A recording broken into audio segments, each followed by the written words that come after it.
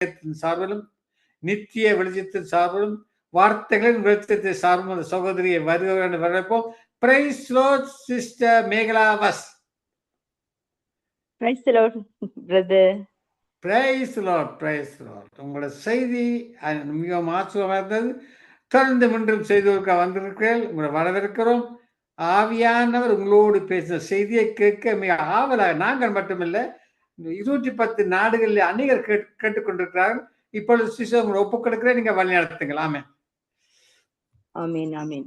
ஆண்டவருக்கே மகிமை உண்டாகட்டும். இந்த வேளையில இந்த நேரத்தை எனக்கு தந்த சங்கமம் டிவி ரேடியோவுக்காகவும் பிரதருக்காகவும் நான் நன்றி செலுத்துகிறேன். கர்த்தர் சாமி எல்லா காரியத்தையும் மூன்று நடத்துவாராக. இந்த வேளையில எனக்கு முன்பாக பேசின பாஸ்டர் பேசியிருந்தாங்க ஆவியானவரை குறித்து. ஆவியானவர் ஒரு வழிநடத்தல் இல்லாமல் எதுவுமே நடக்காது. பேசுகிற ஒவ்வொரு வார்த்தைகளும் ஆவியானவர் கொடுக்கிற வார்த்தையா இருக்கிறபடினால அவருக்கு முதலாவது மகிமையும் கனமும். ஆமேன். இந்த வேளையில நாங்கள் ஒரு சின்ன ஜெபத்தை பண்ணி தேவனுடைய வார்த்தைக்கு நேராக கடந்து போவோம். கர்த்தாவே, இந்த வேளையை உம்முடைய கரத்தில் ஒப்பு கொடுக்கிறேன். பரிசுத்த ஆவியானவரே, நீர் பேசுவீராக. கேட்கிற ஒவ்வொரு மத்தியிலும் இந்த வார்த்தை கிரிய செய்யட்டும்.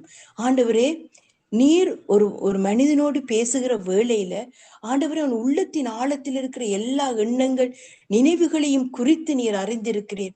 ஒரு மனிதனை குறித்து யாரும் உமக்கு சொல்ல தேவையில்லை என்று நாங்கள் பார்த்தோமே தகப்பனே. அதன் வார்த்தையின்படி இன்றைய நாள்ல ஆண்டவரை பேசுகிற ஒவ்வொரு வார்த்தைகளும் ஒவ்வொரு உள்ளத்தின் ஆழத்திலும் விழட்டும். இந்த நேரத்தில் ஆண்டவரை என்னென்ன அந்த யோசனையோடு கவலையோடு ஆண்டவரை வேதனையோடு ஆண்டவரை திக்கற்ற நிலையில இருக்கிற ஒவ்வொருவர் மத்தியிலும் அந்த வார்த்தை கிரிய செய்யட்டும். வார்த்தையானவரே நீர் பேசும் ஆண்டவரே. ஆவியானவரே நீர் இடைப்படுகிறபடினாலே உங்களுக்கு நன்றி செலுத்துகிறேன். உம்மை நம்பினவர்களை நீர் ஒருபோதும் கைவிடாத தேவன். இந்த வேளையில தகப்பனே நீர் பேசும். உம்முடைய சத்தத்துக்கு நாங்கள் கீழ்ப்படுகிறோம். ஆண்டவரே, பேசுகிற வார்த்தை முதலாவது என்னோடு இடைப்பட்டபடினாலே நன்றி. அதே போல ஆண்டவரே, கேட்டுக்கொண்டு இருக்கிற சங்கமம் டிவியிலிருந்து கேட்டுக்கொண்டிருக்கிற ஒவ்வொருவர் மத்தியிலும் இந்த வார்த்தை கிரிய செய்யட்டும், கிரிய செய்யட்டும் இயேசுவின் நாமத்தினாலே. ஆமேன். ஹல்லேலூயா, ஹல்லேலூயா. எல்லாரும் சந்தோஷமா இருப்பீங்கன்னு நினைக்கிறேன். சந்தோஷமா இருப்பதே தேவனுக்குள்ள இருக்கிற பெலன். எங்களுக்கு தேவன் கொடுத்திருக்கிற பெலனே சந்தோஷம்தான். ஹல்லேலூயா. நாங்க வார்த்தைக்குள்ளாக கடந்து போவோம். இன்றைய நாள்ல தேவன் என்னோட பேசின வார்த்தை 1 சாமுவேல் 30ஆம் அதிகாரம் 1ஆம் வசனத்திலிருந்து 24ஆம் வசனம் வரை. அது ஒரு பெரிய ஒரு ஸ்டோரி உண்டு. தாவீதில ஒரு ஸ்டோரி. அதை நான் உங்களுக்கு சுருக்கமா சொல்லிட்டு வார்த்தைக்குள்ளாக நாங்க கடந்து போவோம். எப்படின்னா, தாவீதை பற்றி உங்களுக்கு எல்லாம் தெரியும். சின்ன வயதில இருந்தே சரியாக கஷ்டப்பட்டு ஒரு நல்ல ஒரு குடும்பத்துல, ஒரு வசதியான குடும்பத்துல, ஒரு பணக்கார குடும்பத்தில் அவன் பிறந்திருந்தாலும் அவனுக்கு 7 சகோதரங்கள் இருந்தாங்க. ஆனா அவன் தான் ஆடு மேய்க்கிறதுக்கு போய் கஷ்டப்பட்டு அந்த தனிய காட்டுக்குள்ள இருந்து சிங்கத்தோடையும் கரடியோடையும் போர் செய்து ஜெயித்து அப்படிப்பட்ட ஒரு மகனாகத்தான் அவன் வளர்ந்து கொண்டிருந்தான். கஷ்டப்பட்ட காரியத்தை அப்படி இருக்கிற வழியில எல்லாருடைய கண்களும் அவனை காணல, ஒருத்தரும் கூட அவனை மதிக்கல. அப்படி இந்த சூழ்நிலை 2 கண்கள் அவனை பார்த்து கொண்டே இருந்தது. அவன் செய்கிற ஒவ்வொரு காரியங்களையும் கவனித்துக் கொண்டிருந்தது. அது தேவனுடைய கண்கள் அவனை காத்து கொண்டே இருந்தது. சரியான டைம் வர்ற நேரத்தில் அவனை உயர்த்த வேண்டும் என்று அந்த கண்கள் காத்து கொண்டே இருந்தது. அப்படிப்பட்ட சூழ்நிலை இருக்கிற தாவீதை குறித்து நாங்கள் ஒருக்கா பார்ப்போம். தாவீது ஒடுக்கப்பட்டும் ராஜ அபிஷேகம் பண்ணப்பட்டான். சாமுவேல் மூலமாக அவனுக்கு அபிஷேகம் கிடைத்தது, அபிஷேகம் ஊற்றப்பட்டது. தேவ ஆவியானவர் மூலமாய் சாமுவேல் கொண்டு வந்து தைல குப்பியினால் அவனை அபிஷேகம் பண்ணுகிறார். அபிஷேகம் பண்ணி அவன் ஒரு ராஜாவுக்குரிய அபிஷேகம் அவனுக்கு கிடைத்தது. ஆனாலும் சவுல் அவனை எதிர்த்து அவனோட சண்டை போட்டு அவனை திரட்டி விட்டபடினா அவன் சிக்லாக்கு வருகிறான். சிக்லாக்ல வந்து அவனும் அவனுடைய 2 மனைவிகளும் அவனோடு இருந்தவர்கள் யாருன்னு நாங்க பார்த்தோம்னா கடன் பெற்றவர்கள், முறுமுறுக்கிறவர்கள், ஞானம் இல்லாத ஒரு கூட்டம். அப்படிப்பட்ட கூட்டம் ஒரு 600 பேர் தாவீதோடு வாராங்க. அந்த 600 பேரும் சிக்லாக்ல ஒரு ராஜாட அனுமதியோட அந்த இடத்துல இருக்கிறாங்க. அந்த இடத்துல இருக்கிற நேரம் நடந்த ஒரு சம்பவத்தை குறித்து நாங்கள் பேச போகிறோம். தேவ ஆவியானவர் தாமே எங்கள் மத்தியில இடைப்படுவாராக. ஆமென். இந்த இடத்துல நாங்க பார்த்தோம்டா 1 சாமுவேல் 30ஆம் அதிகாரம் 1ஆம் வசனத்திலிருந்து 24ஆம் வசனம் வரைக்கும். நான் அதுல எல்லாத்தையும் வாசிக்க போறது இல்ல, சில வசனங்களை வாசிப்போம். தாவீதும் அவன் மனுஷரும் அந்த பட்டணத்துக்கு வந்தபோது இதோ அக்கினியினால் சுட்டெரிக்கப்பட்டதென்றும் தங்கள் மனைவிகளும் தங்கள் குமாரரும் தங்கள் குமாரத்திகளும் சிறைப்பிடித்து கொண்டு போகப்பட்டார்கள் என்றும் கண்டு, அப்பொழுது தாவீதும் அவனோடு இருந்த ஜனங்களும் அழுகிறதுக்கு தங்களுக்கு பலன் இல்லாமல் போக மட்டும் சத்தமிட்டு அழுதார்கள். இந்த இடத்துல நாங்க பார்த்தோம்டா, தாவீது ஒரு ராஜாக்கு உதவி செய்யும்படியாக கடந்து போகிற வழியில் அவனும் அவனோட இந்த 600 பேரும் மனைவி பிள்ளைகளை விட்டு அந்த இடத்துல விட்டு சிக்லாக்ல இருக்கிற இடத்துல விட்டு அவங்க போறாங்க ராஜாக்கு உதவி செய்யும்படியாக யுத்தத்துக்கு போயிட்டு இங்க திரும்பி வர்ற நேரம் அங்க பாக்குற நேரம் தன்னுடைய மனைவிகள் இல்ல, குழந்தைகள் இல்ல, தன்னுடைய சொத்துக்கள் ஆடு மாடுகள் இல்ல, அந்த தங்களுடைய பட்டணமே சுட்டரிக்கப்பட்டிருக்குது. அப்ப இதை பார்த்த உடனே அங்க இருக்கிற எல்லாரும் அந்த 600 பேரும் அவனு தாவீதுடைய பெற்றோர் தாவீது எல்லாரும் அழுறாங்க. அழுகிறதுக்கு பலன் இல்லாம போக மட்டும் அழுறாங்க. அழுதுட்டு இப்ப யோசிக்கிறாங்க அந்த 600 பேரும், இந்த தாவீது இந்த யுத்தத்துக்கு போறதுக்கு தங்களை கூப்பிட்டபடியான தானே இப்படிப்பட்ட ஒரு காரியம் வந்ததுன்னு சொல்லி கல்லறிய வேணும், தாவீதுக்கு கல்லறிய வேணும் என்று அவங்க சொல்றாங்க. அப்படிப்பட்ட சூழ்நிலையில தாவீது என்ன செய்யறான், தன்னை கர்த்தருக்குள்ள திடப்படுத்தி கொள்கிறான். அந்த 2வது நான் துக்கப்பட்டு அழுகிறான். முதலாவது ஏன்னா சின்ன காலத்திலேருந்தே அவன் அப்படிப்பட்ட வேதனைக்குள்ளாக போயிருக்கிறான், ஒடுக்கப்பட்டிருக்கிறான், மற்றவர்களை மதிக்கப்படாத போயிருக்கிறான். அப்படிப்பட்ட சூழ்நிலை இப்பயும் அவனுக்கு வந்துட்டு அவன் யோசித்திருக்கலாம், ஒருவேளை சின்னன்லதான் நான் அவ்வளவு கஷ்டப்பட்டேன், இப்பயும் கூட இந்த கஷ்டம் என்னை தொடர்கிறதே என்று சொல்லி. ஆனாலும் அவன் தேவனுக்குள்ள முறுமுறுக்கல்ல. உடனே அவன் செய்யற வேலையை பாத்தீங்கண்டா, அடுத்ததாக அவன் செய்யற வேலையை பாத்தீங்கண்டா, தாவீது தன் தேவனாகிய கர்த்தருக்குள் தன்னை திடப்படுத்தி கொண்டான். இப்ப நாங்களும் கூட எங்களுடைய சூழ்நிலைகள்ல சில நேரம் துக்கமான வேதனையால வர்ற நேரம் நாங்க அழுகிறோம், கஷ்டப்படுறோம், வேதனைப்படுறோம், அடுத்த நிமிஷம் யார்கிட்ட போய் ஆலோசனை கேட்கலாம்னு யோசிப்போம். ஆனா இந்த இடத்துல பாருங்க, ஒரு தேவ மனிதனான தாவீது தன்னை திடப்படுத்தி கொண்டு தேவன்கிட்ட தான் முதலாவது போறான். தேவனே, நான் இதுக்கு பிறகு என்ன செய்ய வேணும், நான் என்ன பேச வேணும், என்ன காரியங்களை செய்ய வேணும் என்று சொல்லி அவன் தேவன்கிட்ட போய் கேட்கிறான். தேவன் என்ன சொல்கிறாருன்னு நாங்க பார்ப்போம். இந்த இடத்துல நாங்க பார்த்தோம்டா, பிலிப்பியர் 4ஆம் அதிகாரத்துல பிலிப்பியர் 4ஆம் அதிகாரம் 6ஆம் வசனத்துல பார்த்தோம்டா, நீங்கள் ஒன்றுக்கும் கவலைப்படாமல் எல்லாவற்றையும் குறித்து உங்கள் விண்ணப்பங்களையும் ஸ்தோத்திரத்தோடு கூடிய ஜெபத்திலும் வேண்டுதலிலும் தேவனுக்கு தெரியப்படுத்துங்கள். இந்த வசனத்தின்படி தாவீது என்ன செய்யறான், தன்னை தேவனுக்குள்ள திடப்படுத்தி கொண்டு அமர்ந்திருந்து ஜபிக்கிறான். இப்ப இந்த காலங்கள்லன்னு சொன்னா நாங்க ரூமுக்குள்ள போயிருந்து நாங்கள் முழங்கால் படிட்டு நாங்க ஜபிப்போம், ஆண்டவரே நாங்க என்ன செய்ய வேணும். ஆனா அந்த நாட்கள்ல நாங்க பார்த்தோம் வேண்டாம், அதை வாசிக்கிறேன். தாவீது அமலேக்கின் குமாரனாகிய அபியத்தார் என்னும் ஆசாரியனை நோக்கி எபேத்தை என்னிடத்தில் கொண்டு வா என்றான். அபியத்தார் எபேத்தை தாவீதிடத்தில் கொண்டு வந்தான். தாவீது கர்த்தரை நோக்கி, நான் அந்த தண்டை பின்தொடர்வேனா, அதை பிடிப்பேனா என்று கேட்டான். அதற்கு அவர், அதை பின்தொடர், நீ அதை பிடித்து சகலத்தையும் திருப்பிக் கொள்ளுவாய் என்றான். அப்ப அந்த நாள்ல தேவனோட பேசுறேன்டா ஒரு ஆடை ஒன்று இருக்குது, அதை போட்டு பெத்தண்ட ஆடையை போட்டு அந்த இடத்துல தேவன்கிட்ட கேட்கிற நேரம் தேவன் பேசுவார். இந்த நாட்கள்ல எங்கள் உள்ளத்துல பேசுவார். எங்களுடைய சத்தம் காதுகளுக்குள்ள, அவருடைய சத்தம் காதுகளுக்குள்ள கேட்கும், எங்களுடைய இதயத்துக்குள்ள கேட்கும். நாங்கள் வேதத்தை வாசிக்கிற வேளையில அந்த வேதத்தின் மூலமாக அவர் இந்த நாட்கள்ல பேசிக்கொண்டே இருக்கிறார். இல்ல ஒரு மனிதனை கொண்டு எங்களோட பேசுவார். இப்படிப்பட்ட காரியங்கள் இருக்கிறது. இப்ப நாங்க எங்களுக்குன்ற ஒரு காரியம் வருகிற வழியில தாவீது எங்களுக்கு எப்படிப்பட்ட முன்மாதிரியா இருக்கிறார் என்று பாருங்க. அவர் மனிதனிடத்துல ஆலோசனைக்கு போகாம தேவனிடத்துல ஆலோசனையை கேட்கிறார். தேவனே, நான் இதுக்கு பிறகு என்ன செய்ய வேணும், எப்படிப்பட்ட காரியத்தை நான் மேற்கொள்ள வேணும், இந்த என்னுடைய மனைவி பிள்ளைகளுக்காக இந்த வெளியில இருந்து அழுது கொண்டிருக்கிற என்னுடைய என்னோடு வந்தவர்களுக்காக நான் என்ன செய்ய வேணும் என்று சொல்லி கேட்டு ஒன்றுக்கும் கவலைப்படாம தேவன்ட்ட எல்லாத்தையும் ஒப்பு கொடுக்கிறார். ஆண்டவரே நீர் பேசுவேன். அப்ப தேவன் அந்த இடத்துல பேசுகிறார். தேவன் எப்படி பேசுற, நீ போ சகலத்தையும் திருப்பி கொள்ளுவாய் என்று. அப்ப தேவனுடைய சத்தத்தை கேட்டு தேவனுடைய ஆலோசனையை கேட்டு தாவீது அந்த இடத்துல புறப்படுகிறார்.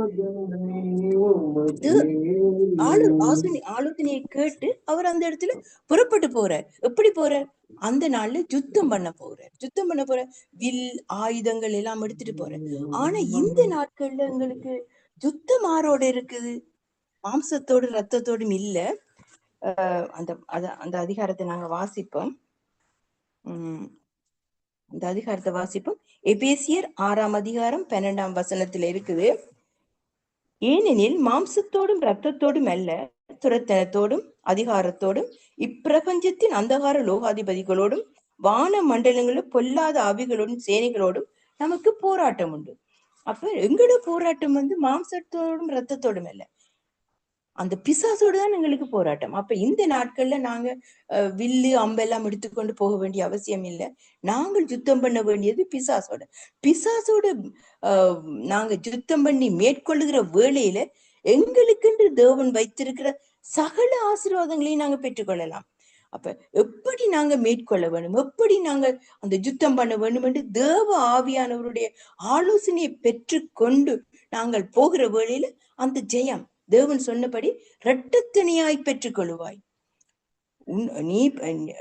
நீ இழந்தது மாத்திரமல்ல, அது இரட்டத்தனியாய் பெற்றுக்கொள்ளுவாய் என்று சொல்லி ஆலோசனை கொடுக்கிற வேளையில அந்த ஆலோசனையை கேட்டு தாவீது போகிறார். படைகளும் போகிற நேரத்துல அந்த இடத்துல அவங்க ஜெயத்தை பெறாங்க, அது பெற்றுக்கொள்றாங்க. அது மாத்திரமல்ல, தங்களுடைய ஆசீர்வாதத்தை மாத்திரமல்ல, அந்த அந்த படைகள் கொண்டு போன அவர்கள் வேறு நாடுகள்ல இருந்து ஜெயித்து வந்த அந்த ஆசீர்வாதத்தையும் சேர்த்து அவங்க பெற்றுக்கொள்றாங்க. பெற்றுக்கொண்ட உடனே அவர்களுக்கு சரியான சந்தோஷம். எப்படி இது தாவீதுடைய கொள்ளை என்று சொல்லி பாட்டு படிக்கிறாங்க. பாட்டு படிச்சது மாத்திரமல்ல, அந்த பார்ப்போம் நாங்க அந்த வசனத்தை பார்த்தோம்னா, தாவீதோட நடந்து வந்த மனுஷர்கள் பொல்லாதவர்களும் பேலியாளின் மக்களும் என்று சொல்லப்பட்டிருக்கு. ஏனென்றா தாவீதோடு இருந்தவர்கள் முறுமுறுக்கிறவர்கள், கடன்பட்டவர்கள், அப்படிப்பட்டவர்கள். அவர்களுக்கு தங்களுடைய காரியங்களை மாத்திரம் பெற்றுக்கொண்டால் காணும் என்று சொல்லியிருக்கிறார். ஆனா அவங்களோடு இருந்தவர் யாரு? ஒரு தேவ மனிதன். தாவீது ஒரு தேவனுடைய ஆலோசனையை பெற்றுக்கொண்டு செயல்படுகிற மனிதன். அவன் சொல்லுகிற ஒரு வார்த்தையை பாருங்க. நீங்க இந்த ஆசீர்வாதத்தை அப்ப அவங்க சொல்றாங்க, அந்த போனவங்க சொல்றாங்க எப்படின்னா, அந்த மனைவிகள் பிள்ளைகள் மாத்திரம்தான் அவங்களுக்கு கொடுப்போம். என்னன்னா 600 பேர் போனவங்க 200 பேர் விடாய்த்தவர்களாக இடையில நின்றுட்டாங்க. 400 பேர் தான் தாவீதோடு போய் யுத்தம் பண்ணவங்க. அந்த 400 பேர்னு சொல்றாங்க. அந்த 200 பேருக்கு மனைவியையும் பிள்ளையும் மாத்திரம் கொடுத்தா காணும், அவங்களுக்கு கொண்டு போன அவங்களோட சொத்துக்களையும் கொடுக்க தேவையில்ல, நாங்க எடுத்த கொள்ளையிலையும் கொடுக்க தேவையில்ல. ஆனா தாவீது தேவனுடைய மனுஷனா இருந்தபடினால் அவன் நேர்த்தியான ஒரு பதில் சொல்றான். யார் உங்களோட கதையை கேட்பான்? யார் உங்களோட நீங்க சொல்றத கேட்பான்? அந்த இடத்துல பாத்தீங்கன்னா தாவீது விடாய்த்தவனாயிருந்தான். சரியான கஷ்டத்தோடு மேல் இந்த யுத்தம் பண்ணுகிற நேரம் மேல நோவுகள், வலிகள், காயங்கள் எல்லாம் இருக்கும். அப்படிப்பட்ட சூழ்நிலை இருந்தான். அவன் துக்கம் இருந்தது. நான் எவ்வளவு கஷ்டப்படுகிறேன், தேவ ஆவியானவர் என்னோட கூட இருக்கிற, ஆனா நான் எவ்வளவு கஷ்டப்படுறேன் வேதையோடு இருந்த மனிதன் அவன் சொல்லுகிற பதில பாருங்க. உங்களோட கதையை நான் கேட்க போறேன் இல்ல, நான் நேர்த்தியான ஒரு பதில சொல்ல போறேன். எப்படி என்றா, வந்தவங்களுக்கு எத்தனை பங்கு இருக்கோ, எப்படி அந்த பாகம் பிரிக்கப்படுற அதே மாதிரி சரியான பங்கா பிரிக்க கடவுள். மனைவிகளை கொடுக்கணும், பிள்ளைகளை கொடுக்கணும், அதே நேரத்துல இருக்கிற கொள்ளை பொருளை கூட சரியான பங்கை கொடுக்க வேணும்னு சொல்லி அந்த இடத்துல ஆலோசனை சொல்றான். அது மாத்திரமல்ல, அந்த பங்குல இருந்து ஜூதாவில் இருக்கிற மூப்பர்களுக்கு கூட அதுல பரிசு பொருட்களை அனுப்பினான் என்று சொல்லப்பட்டிருக்கிறது. இந்த காரியங்களை நாங்க இப்ப நீங்க தனியே இருக்கிற நேரம் இந்த வசனத்தை வாசிச்சு கொள்ளுங்க. 30ஆம் அதிகாரம் 1ஆம் வசனத்திலிருந்து வாசிச்சீங்கன்னா தெரியும், தேவனுடைய மனிதனாகிய தாவீது எப்படிப்பட்ட சூழ்நிலைகளாக போனான், அவனுடைய காரியங்கள் எப்படி இருந்தது. மனிதருடைய கண்கள் யாரும் அந்த தாவீதை காணல, தேவனுடைய கண் கண்டது. அது மாத்திரமல்ல, குடும்பத்தில் இருக்கிற யாரும் அவனை புறம்பே தள்ளினார்கள், அவனை யாரும் கவனிக்கல. ஆனா தேவனுடைய கண் கண்டது. அதே நேரத்துல வெளியில இருக்கிற மனிதர்களும் கண்டார்கள். அந்த வசனத்தை நாங்க பார்த்தோம்டா, அதுவும் 1 சாமுவேல் 16ஆம் அதிகாரத்துல இருக்குது. வேலைக்காரர்களில் ஒருவன் பிரதியுத்தரமாக, இதோ பெத்லெஹேமியனாகி ஈசாயின் குமாரன் ஒருவனை கண்டிருக்கிறேன். அவன் வாசிப்பதில் தேறினவன், அவன் பராக்கிரமசாலி, யுத்த வீரன், காரிய சமத்தன், சௌந்தரியவான், கர்த்தர் அவனோடு இருக்கிறான். இப்ப பாருங்க, வெளியில இருந்து அவனுக்கு ஆசீர்வாதமான வார்த்தை வருகிறது. ஆனா உள்ளுக்குள்ள எல்லாம் அவிசுவாசமான வார்த்தை, அவனை புறக்கணிக்கப்பட்ட வார்த்தை. ஆனாலும் தாவீதுடைய நற்கிரியைகள் எப்படிப்பட்டது என்று பாருங்க. கிரியை இல்லாத விசுவாசம் செத்தது என்றும் நாங்கள் அறிந்திருக்கிறோம். இந்த வேளையில எங்களுக்கு இது என்னத்துக்காக தேவாவியானவர் இந்த இந்த அதிகாரத்தை எங்களுக்கு தந்திருக்கிற? நாங்க சும்மா வாசிச்சுட்டு கடந்து போறதுக்கா? இல்ல. இல்லாட்டி தாவீது இப்படிப்பட்ட ஒரு நல்ல மனிதனா இருந்தான்னு அவனை குறித்து நாங்க சொல்லிட்டு போறதுக்கா? இல்ல. இந்த வார்த்தைகள் ஒவ்வொன்றும் தேவாவியானவர் வைத்திருக்கிறது எங்களுக்காக, எங்களுடைய ஆசீர்வாதத்துக்காக. நாங்க எப்படி இந்த உலகத்துல வாழ்கிற நாட்கள்ல எவ்வளமாக நடந்து கொள்ள வேண்டும். மனித பிரகாரமாக ஒரு துக்கமான வேதனையான காரியங்கள் எங்களை நோக்கி வருகிற வழியில நாங்கள் அழுகிறோம். அது இயற்கை. ஒரு மனிதனுடைய சுபாவம் அழுகிறது. ஆனா அடுத்த கட்டமாக நாங்க அழுது கொண்டு அப்படியே எங்களுடைய வாழ்க்கையை அப்படியே பின்னோக்கி போய் நாங்க விழுந்து போகிறதா? இல்ல. நாங்க தேவனை அறிந்த பிள்ளைகள், தேவனுடைய பிள்ளைகள் என்று அழைக்கப்படுகிறதுக்கு நாங்க தகுதி பெற்றவர்கள். ஏண்டா தேவன் சொல்லியிருக்கிற, அழைக்கப்பட்ட உங்களுக்கு நான் புத்திர சுவிகார ஆவியை கொடுத்திருக்கிறேன். நீங்க தேவனுடைய பிள்ளைகள் என்று அழைக்கப்படுறதுக்கு புத்திர சுவிகார ஆவியை பெற்றிருக்கிற நாங்க விழுந்து போகிறதுக்கு அழைக்கப்படல. நாங்கள் எழும்பி நின்று இன்னொருவருக்கு ஒரு ஆசீர்வாதமாக இருக்க வேண்டும் என்றே நாங்கள் அழைக்கப்பட்டிருக்கிறோம். அப்ப அழுது கொண்டிருக்கிறோம். அடுத்த கட்டமாக நாங்கள் செய்யறோம் என்ன? கர்த்தர் குலங்களை திடப்படுத்திக் கொள்ள வேண்டும். தாவீது எவ்வண்ணமாய் தன்னை திடப்படுத்திக் கொண்டு தேவனுடைய ஆலோசனையை பெற்று முன்னேறி சென்றானோ, அந்த காரியம் போல எங்களை நாங்கள் ஒப்புக் கொடுக்க வேண்டும். எங்களை தேவனுக்குள்ள நாங்க பலப்படுத்தணும், திடப்படுத்தணும். ஆவியானவரே, நீங்கள் உங்களோட பேசுங்க, நாங்க உங்களுடைய சத்தத்தை கேட்டு நாங்க நடக்க போகிறோம் என்று சொல்லி தேவனுடைய ஆவியை பெற்றுக்கொண்டு தேவனுடைய ஆவியானவராலே நாங்கள் நடத்தப்படுகிற வேளையில எங்களுடைய வாழ்க்கையில் ஜெயம். தாவீது பெற்றது போல இரட்டத்தனியான ஆசீர்வாதம். இழந்தது இரட்டத்தனியாய் பெறுவீர்கள் என்று சொன்னது போல நாங்க இரட்டத்தனியான ஆசீர்வாதத்துக்குள்ள கடந்து போவோம். இரட்டத்தனியான ஆசீர்வாதத்துக்குள்ள கடந்து போய் அடுத்த கட்டமாக நாங்க என்ன செய்யறோம்? அந்த ஆசீர்வாதத்தை எங்களுக்கு மட்டும் என்று சொல்லி நாங்கள் அனுபவிக்காதபடிக்கு எங்களுக்கு கிடைக்கிற அந்த ஆசீர்வாதத்துல நாங்கள் என்ன செய்யணும்? முதலாவது தேவனுக்கு கொடுக்க வேண்டிய காரியத்தை நாங்கள் முதலாவது கொடுக்கணும். அதுதான் முக்கியமான காரியம். ஆசீர்வாதம் ஒரு காரியம் எங்களுக்கு வருகிற வேளையில அது தேவனுடைய பங்கை தேவனுக்கு என்று நாங்க கொடுக்கிற வேளையில அது இரட்டத்தனியான ஆசீர்வாதம் இல்ல, ஆயிரக்கணக்கான. இப்ப நாங்க வாசிக்கிறோம், ஆதியாகமத்துல ஈசாக்கு விதை விதைத்தான், அதை கர்த்தர் 100 மடங்காக பெருக பண்ணினார். அவன் ஒரு விதையைத்தான், ஒரு கொஞ்சம் விதையைத்தான் விதைத்தான், அது 100 மடங்கு. இப்ப ஒரு மடங்கு அவன் விதைத்தான்டா, இப்ப 100 ரூபாய் கொடுத்தான்டா 1000 ரூபாய் பெற்றுக்கொண்டது போல அதே வண்ணமாக நாங்கள் எங்களுக்கு தேவன் கொடுக்கிற ஆசீர்வாதத்தில இருந்து எங்களுக்கு முக்கியமான பங்கை தேவனுக்கு கொடுத்து மற்ற காரியங்களை செய்கிற வழியில தேவன் எங்களை அவ்வளவு விதமாய் ஆசீர்வதிப்பார். அநேக ஊழியக்காரர்களை, அநேக காரியங்களை நாங்கள் கண்கூடாக பார்க்கிற வேளையில எவ்வளவுமாக இந்த ஆசீர்வாதம் வந்தது என்று நாங்கள் யோசிக்கிற வேளையில அவர்களிடத்திலிருந்து வருகிற பதிலை பார்க்கிற வேளையில தேவனோடு இருக்கிற உறவு மாத்திரம்தான்.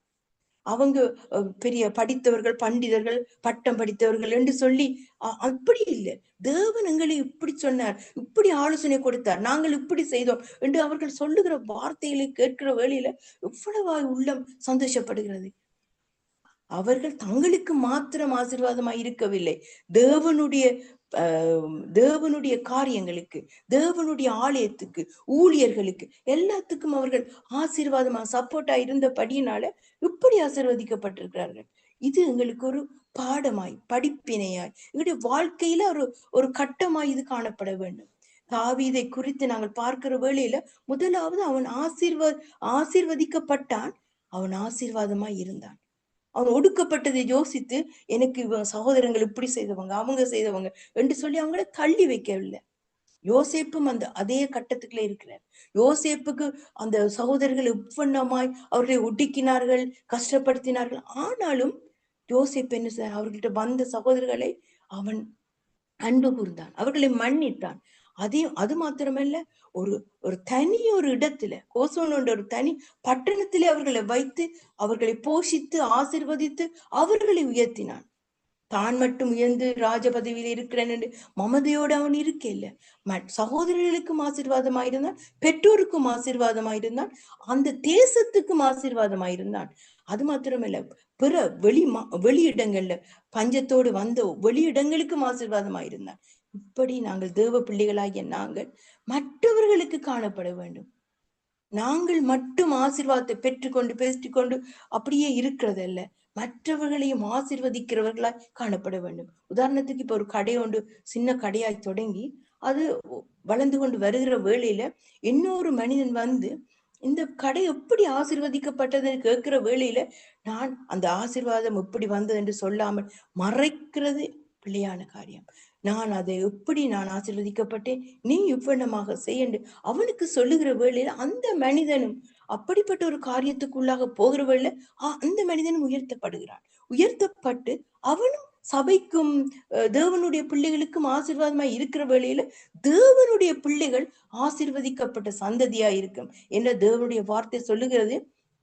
நான் உங்களை ஆசீர்வதித்து உங்களை பெருகவே பெருக பண்ணுவேன், நீங்கள் ஆசீர்வாதமாய் இருப்பீர்கள் என்று ஆபிரகாமுக்கு சொன்ன ஆசீர்வாதங்கள் அனைத்தும் எங்களுக்குரியது.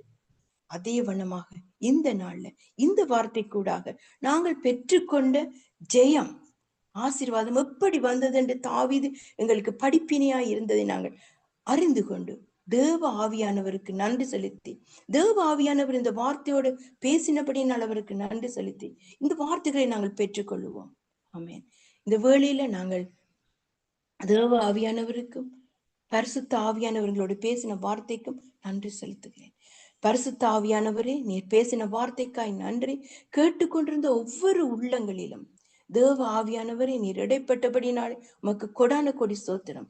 முதலாவது ஆசீர்வதிக்கப்பட்ட நான் ஆசீர்வதிக்கப்பட்டிருக்கிறேன் அப்பா இந்த வார்த்தை நிமித்தம்.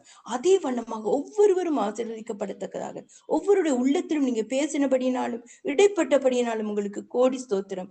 இன்றைய நாள்ல இது வெளிச்சமாய் ஆண்டவரே, நித்திய வெளிச்சமாய் கர்த்தாவே உம்முடைய வார்த்தை சென்றபடினாலும் உமக்கு நன்றி செலுத்தி இயேசுவின் நாமத்தினாலே இந்த வேளை முழுவதையும் தந்த தேவாதி தேவனுக்கு முதலாவது நன்றி செலுத்துகிறேன். அதே போல ஆண்டவரே, சகோதரனுக்காக நன்றி செலுத்துகிறேன். சங்கமம் டிவிக்காக நன்றி செலுத்துகிறேன். கேட்டுக்கொண்டிருக்கிற ஒவ்வொருவரையும் தேவ ஆவியானவர் தாமை வழி நடத்துகிறபடினால் அவருக்கும் நன்றி செலுத்தி இயேசுவின் நாமத்தினாலே இந்த வேலையை ஒப்பு கொடுத்து செபிக்கிறேன் எங்கள் ஜீவனுள்ள நல்ல தகப்பனே. ஆமேன். ஆமேன். ஆமேன். நன்றி மேகலாவாஸ். இன்றைய நாளிலே ஸ்ரீலங்கா அதிகாலை வேலையில இருந்து செய்து கொடுத்தீர்கள். அதாவது 1 சாமுவேல் 30:1-24 மிகவும் ஒரு ஆச்சரியமாக இன்றைய நாளிலே இந்த வார்த்தை வச்சு தொடக்கத்திலிருந்து இதுவரை ஆவியான அபிஷேகத்தால் நிறைந்து கொண்டிருக்கிறார். நான் சொன்னேன், என்ற ஒரு அற்புதம் நடக்கும், அதிசயம் நடக்கும், எழுப்புதல் நடக்கும் இன்றைய நாளிலே. காரணம், தேவ பிள்ளைகள் தேவ வார்த்தையை கொடுக்கும் போது ஒரு வல்லமை இறங்கிக் கொண்டிருக்கு. அதுக்காக தேவன் கர்த்தர் உங்களையும் உங்கள் ஊழியங்களையும் இந்த கைது செய்யும் சகல காரியங்களையும் தேவன் ஆசீர்வதிப்பாராக. நன்றி சிஸ்டர் மேகலா. Thank you brother. இதுவரை நேரம் செய்து கொடுத்த சிஸ்டர்